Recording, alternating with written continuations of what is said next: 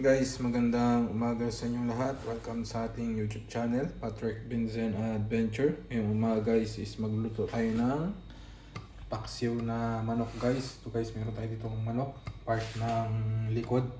Yan. Marinate na natin ito guys sa asin, paminta, tapos garlic powder.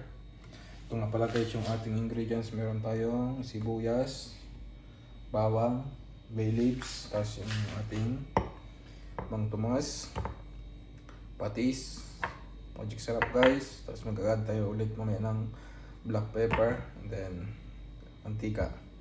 Pero guys, samahan niyo ako, mag-umpisa na tayong magluto. Guys, sindihan natin itong ating kalan.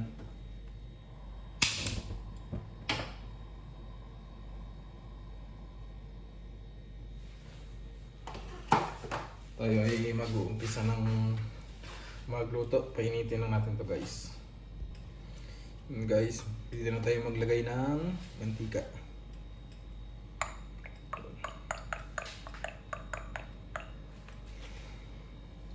Ito nga pala guys, gagawin natin paksiw na manok. I-rekta na natin guys. Kasi yung iba, piniprito muna nila yung chicken bago sila maggisa.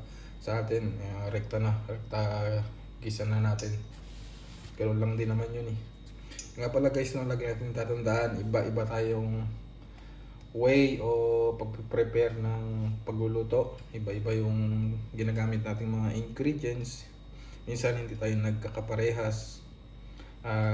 Lagi lang natin tatandaan guys, hanggang sa nagiging epektibo yung pagluluto, yung way ng ginagawa natin pagluluto guys, at nagiging maganda o nasasarapan yung ating mga pinapakain ng ating mga niluluto, walang problema doon.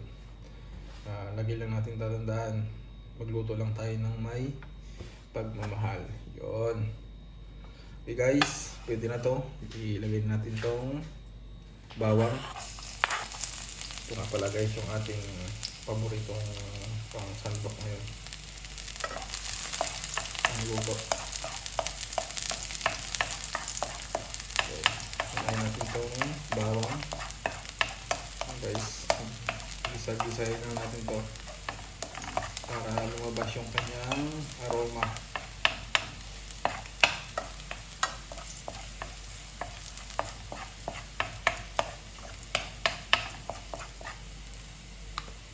Mix na natin to guys, sibuyas. May yan, bay leaves.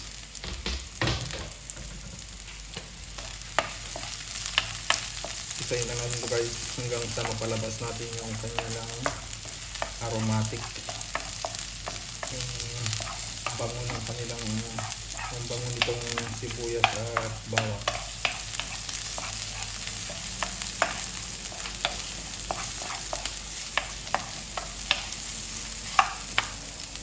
Yung ating apoy nga pala guys, medium lang para hindi agad masunog itong ginigisa natin.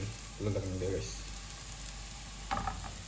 medium lang yung ating apoy. Ngayon natin lalakasan.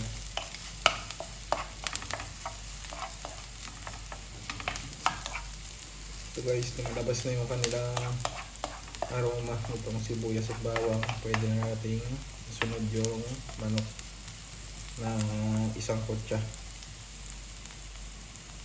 Yun. Guys, pwede natin itong ilagay itong manok.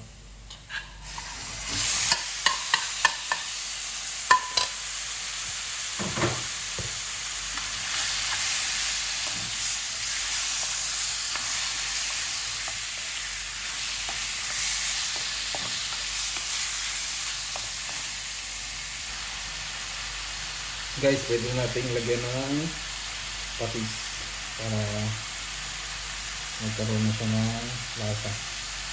Dalawang itong guys.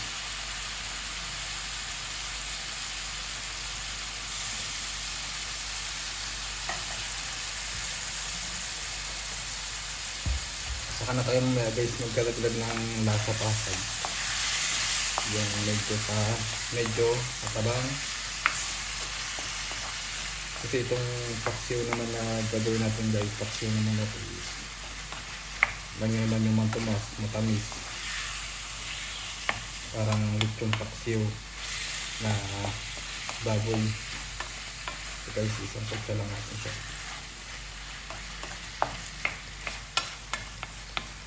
Ito lang yung pinaka simple way o easy way na pagluluto ng paksiw na manok.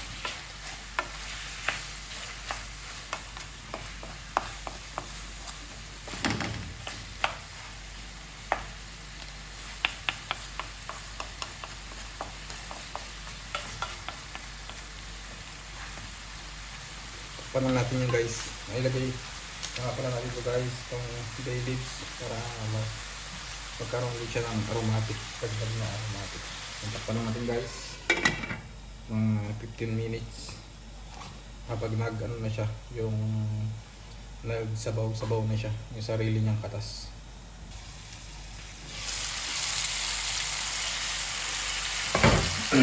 Guys, haluin na natin siya.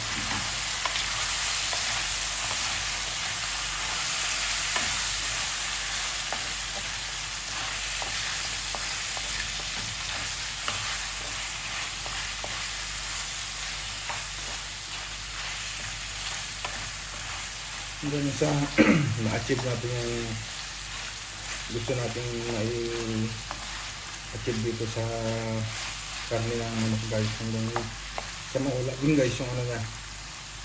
Yan, yung dugo-dugo tayo nyo dyan.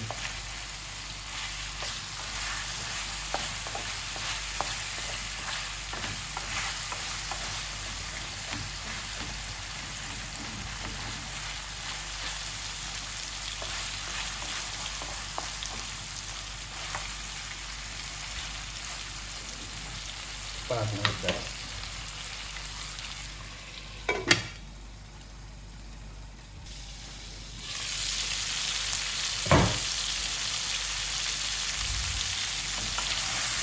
Ito.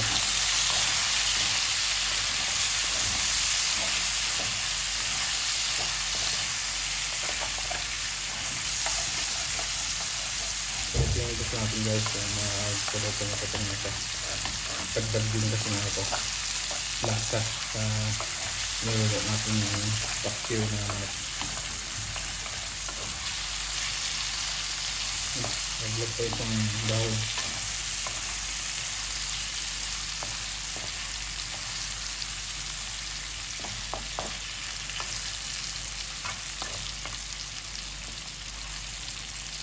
Pwede na rin ito guys lagay ng pinakasabaw niya. So, isang baso na ganito.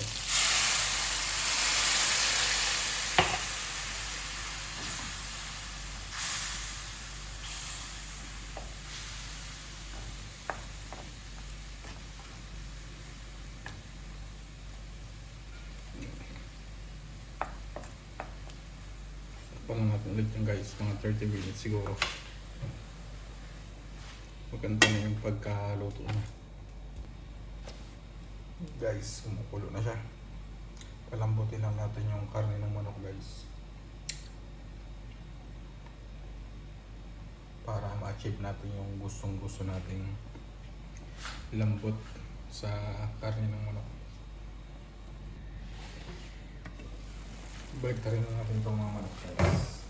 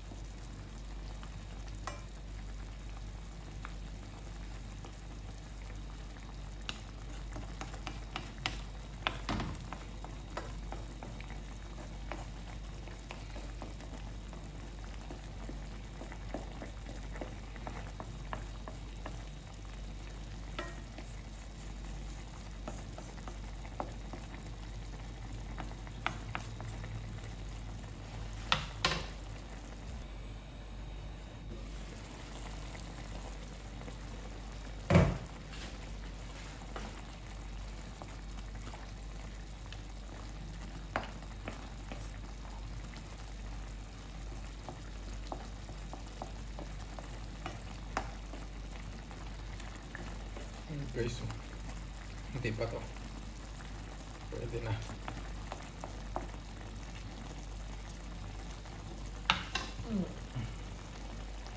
Ito na natin ulit guys. 15 minutes. Guys, lagyan natin ng suka. Pero konti lang guys na suka ang nilalagay natin.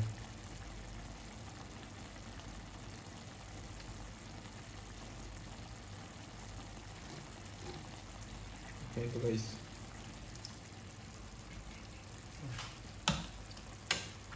Sabi nila guys, huwag daw haluin para maluto yung suka. Yun ang sabi nila, diba?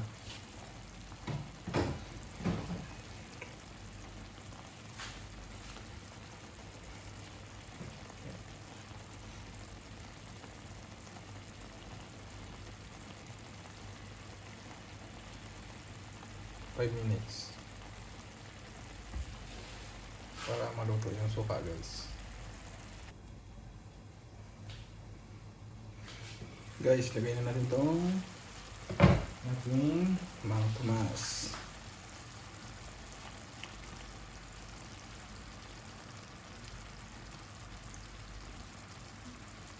Lahat natin ito guys, hindi na lang naman natin kalahati.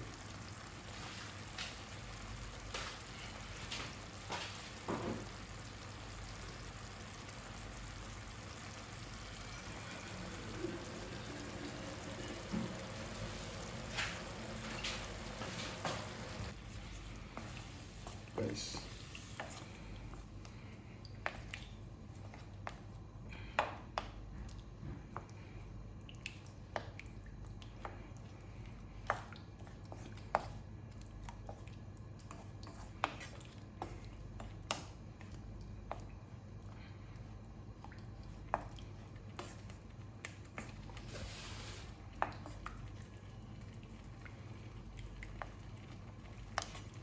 palaputin pa natin ang sutong sabaw niya guys.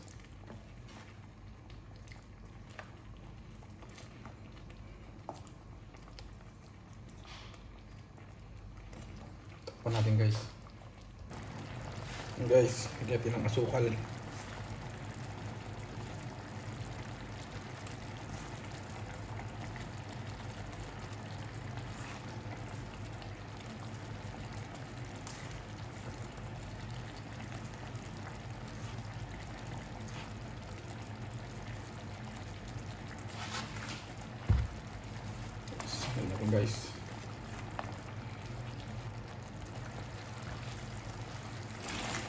Guys,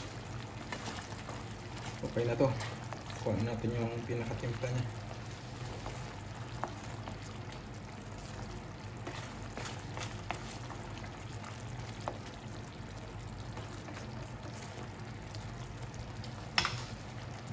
Guys, lagyan lang natin siya ng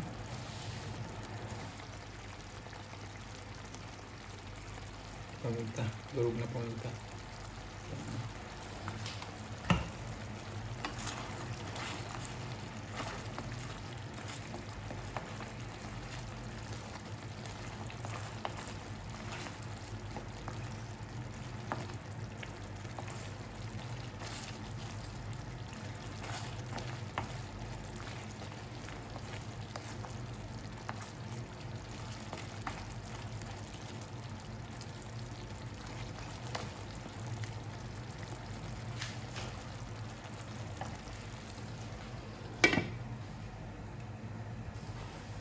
Guys, okay na itong ating niluluto.